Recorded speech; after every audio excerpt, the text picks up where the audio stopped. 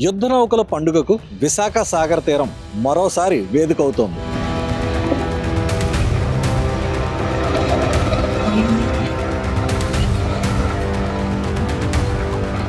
దేశ చరిత్రలో మొదటిసారిగా ప్రపంచ దేశాలతో అంతర్జాతీయ యుద్ధ నౌకల సమీక్ష ఇంటర్నేషనల్ ఫ్లీట్ రివ్యూ 2016 విశాఖలోనే జరిగింది.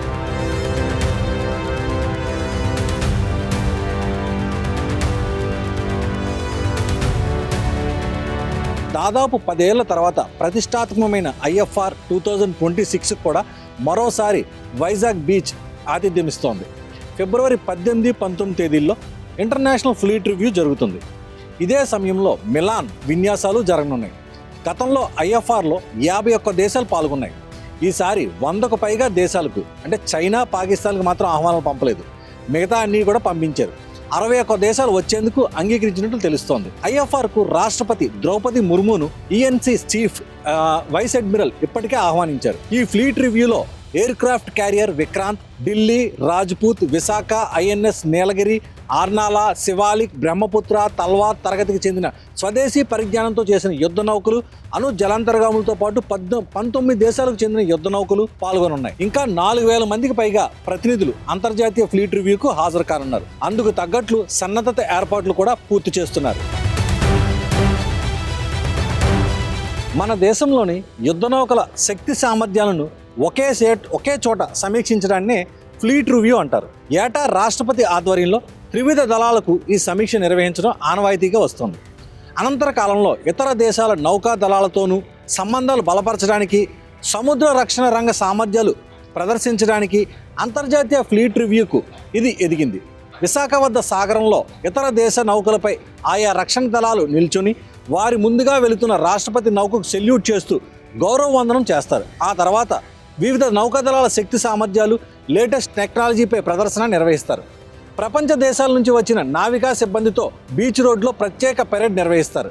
ప్రధానమంత్రి గౌరవ వందనం స్వీకరిస్తారు.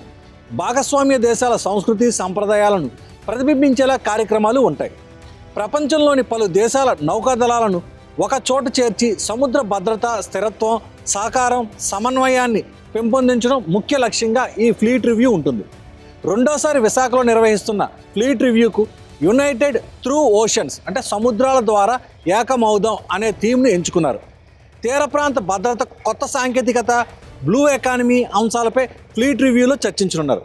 అంతర్జాతీయ ఫ్లీట్ రివ్యూ కోసం నేవీ వర్గాలు ఇటీవల ఓ ప్రచార వీడియోను విడుదల చేశాయి. ఫ్లీట్ రివ్యూ తర్వాత మిలాన్, అంటే బహుళ దేశాల నౌకాదళ విన్యాసాలు కూడా ఉంటుంది. ఈ వేడుకలను సైతం ఫిబ్రవరి 19న RK బీచ్ వేదికగా నిర్వహించనున్నారు.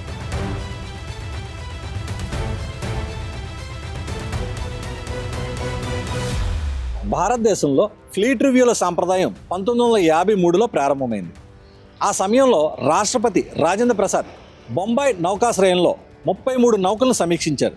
ఆ క్షణం జాతీయ ప్రాముఖ్యతను సంతరించుకుంది. మొదటిసారిగా భారత నావికులు త్రివర్ణ పతాకం కింద ఒక దేశాధినేతకు సెల్యూట్ చేశారు. ఇది స్వాతంత్ర సముద్ర గుర్తింపుకు నాంది పలికింది. 1966లో భారతదేశపు మొట్టమొదటి విమాన వాహక నౌక అయిన INS విక్రాంత్ను ప్రవేశపెట్టడం నుండి నీలగిరి మరియు గోదావరి తరగతుల వంటి స్వదేశీయంగా నిర్మించిన యుద్ధ నౌకల ప్రదర్శన వరకు నావికాదళం యొక్క అభివృద్ధి చెందుతున్న బలం మరియు స్వావలంబనను తదుపరి సమీక్షలు ప్రతిబింబించాయి.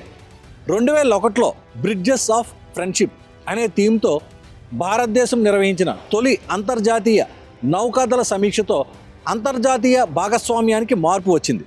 ఒకప్పుడు దేశాలను వేరు చేసిన సముద్రం వాటిని ఏకం చేసే వేదికగా మారింది. ఈ దార్శనికత 2016లో విశాఖపట్నం IFRకు ఆతిథ్యం ఇచ్చినప్పుడు 50 దేశాల నుండి దాదాపు 100 యుద్ధ నౌకలను సమీకరించింది. ఇది భారత జలాల్లో అతిపెద్ద సమావేశం. సముద్రాల ద్వారా ఐక్యత అనే థీమ్ ఇండో పసిఫిక్ పోటీకి వేదికగా కాకుండా సహకారానికి వారధిగా పనిచేయాలనే భారతదేశ నమ్మకాన్ని నొక్కి చెప్పింది. ప్రదర్శనలకు అతీతంగా ఫ్లీట్ రివ్యూలు తేలియాడే శిఖరాలుగా పనిచేస్తాయి. ప్రతి ఓడ, జెండా మరియు ఆవిరి గతం ద్వారా విశ్వాసం మరియు భాగస్వామ్య బాధ్యతను తెలియజేస్తాయి. ఈ కార్యక్రమం యాక్ట్ ఈస్ట్, ఇండో పసిఫిక్, మహాసముద్రాల చొరవ మరియు ఉద్భవిస్తున్న మహాసాగర్ దార్శనికత వంటి విస్తృత కార్యక్రమాలతో సమన్వయం కలిగి ఉంది. దీనికి అనుబంధంగా ఎక్సర్సైజ్ మిలాన్ ఉంది. ఇది 1995లో 4 నావికా దళాల నుండి నేడు దాదాపు 50కి పెరిగింది. ఐఎఫ్ఆర్ స్నేహాన్ని జరుపుకునే చోట మిలాన్ దానిని అమలు చేస్తోంది.